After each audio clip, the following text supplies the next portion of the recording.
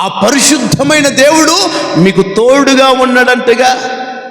అది మేము గమనించి మేము కూడా ఆ దేవుని దగ్గరికి వస్తున్నాం. హల్లెలూయా.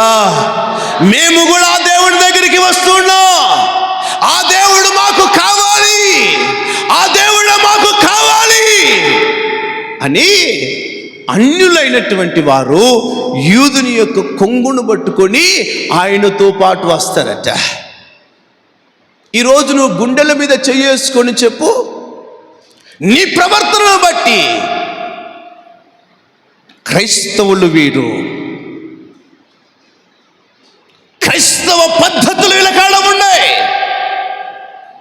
దేవుని నమ్మిన బిడ్డలు వీరు పద్ధతులు పద్ధతిగా ఉన్నాయి అని నిన్ను చూసి మీరు ఏ సంఘానికి వెళ్తారో, మీరు ఏ దేవుని నమ్ముకున్నారో మేము కూడా వస్తాం అన్న వాళ్ళు నీతో ఎవరైనా ఉన్నారా?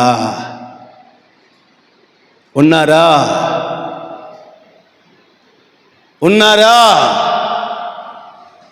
ఈ స్థితి నీ కాడ లేకపోతే, ఈ సాక్ష్య జీవితం నీ దగ్గర కనబడకపోతే చేస్తున్న భక్తి అంతా పై భక్తిగా, నువ్వెవరైనా కానీ నువ్వు చేస్తున్న నీ భక్తి పై భక్తే.